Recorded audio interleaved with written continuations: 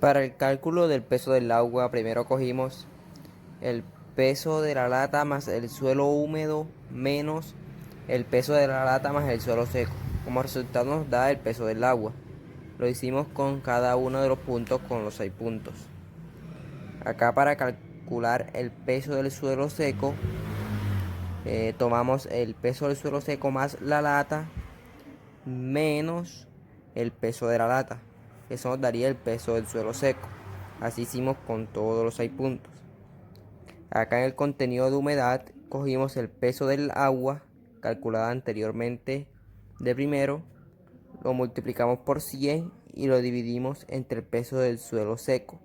Esto nos daría el porcentaje de humedad, así con los 6 puntos. Para el punto 4, para calcular el peso del suelo seco, lo que hacemos es coger el peso del suelo seco más el peso de la lata. Esto le restamos el peso de la lata y como resultado nos daría el peso del suelo seco solamente. Ahora para calcular el peso del suelo seco más la bandeja, lo que hacemos es solamente sumar el peso del suelo seco que nos dio anteriormente más el peso de la bandeja que lo traía el problema. Esto nos da 160.70. Ahora para calcular el peso del suelo húmedo, lo que hacemos es el peso del suelo húmedo más la lata y este restamos el peso de la lata. Como resultado solamente nos daría el peso del suelo húmedo. Ahora el contenido de humedad, lo que tenemos es el peso del suelo húmedo que nos dio aquí anteriormente, multiplicamos por 100 y nos daría el contenido de humedad. Para el punto 5, para llenar la tabla, tomamos primero el área de la muestra, la cual la calculamos con la fórmula de pi por d cuadrado sobre 4. Esto nos dio 81,71. Luego, para el volumen de la muestra, lo que hicimos fue coger el área y la multiplicamos por la altura, que nos dio el mismo problema. Ahora, para el peso de la muestra, tomamos el peso de la muestra más el cilindro menos el peso del cilindro, lo que nos dio el peso de la muestra solamente. Ahora, para la densidad, lo que hicimos fue tomar el peso de la muestra sobre el volumen calculado anteriormente y esto nos da la densidad. Con relación a la pregunta número 1 que tiene que ver con falsos y verdaderos, tenemos un primer enunciado que dice: el sodio en los suelos es un elemento indeseable porque daña la estructura del mismo. Esto es verdadero, ya que el exceso de sodio intercambiable tiene efectos adversos sobre el crecimiento de plantas y estructuras del suelo. Su resultado se traduce en la reducción de los rendimientos de los cultivos. Segundo, los suelos sulfatados ácidos no son malos para todos los cultivos. Esto es verdadero, ellos no son malos para todos los cultivos. Además de esto, las plantas adquieren azufre del sustrato como sulfato. El sulfato es de por sí fácil de disolver y está sujeto a pérdidas de filtración. El azufre es una parte vital de todas las proteínas y de las plantas.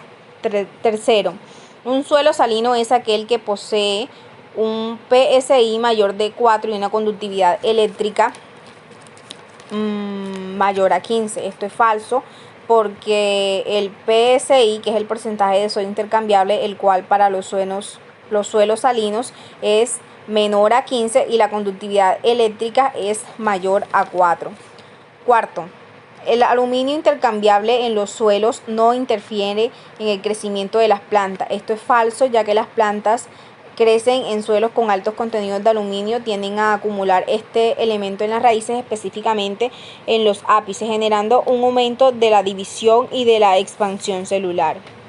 Quinto, la geomembrana es lo mismo que las geomallas para estabilizar suelos. Esto es verdadero, ya que las mallas y las geomembranas en el caso de las geomallas, tienen un diseño de forma de costillas paralelas tensionadas, aporta un mejor soporte y distribuye la carga uniformemente. Por lo que se utiliza para reforzar y estabilizar suelos blandos, terraplenes, taludes y muros de contención. Mientras que las geomembranas son láminas geosintéticas que aseguran la estabilidad de una superficie. Normalmente se usan también para remediar las pérdidas de agua por infiltración. Sexto, la descomposición de la materia orgánica incrementa la acidez en el suelo. Esto es verdadero porque la descomposición de la materia orgánica, que es un proceso donde se genera ácidos orgánicos, lo que afecta al pH del suelo. Esto normalmente en suelos negros altos en materia orgánica. Séptimo, el proceso de erosión se da en la mayoría de los suelos por mal manejo. Esto es verdadero a causa de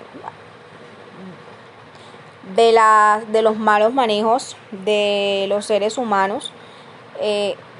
Se han causado erosiones en las tierras por causa también de la deforestación, la minería o la agricultura.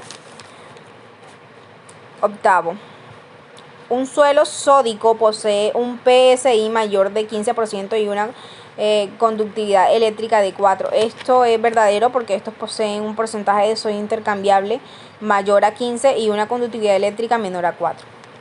Los suelos calcáreos tienen pH ácido. Esto es falso porque ellos tienen un pH medianamente alcalino de 8.2. La conductividad de los suelos en un método que no daña la estructura del mismo. Esto es falso porque la conductividad tiene como consecuencia la pérdida de producción de oxigenación del suelo, menos aire, menor contenido de agua, encharcamiento, reducción de la actividad útil microbiana y las lombrices que también son afectadas.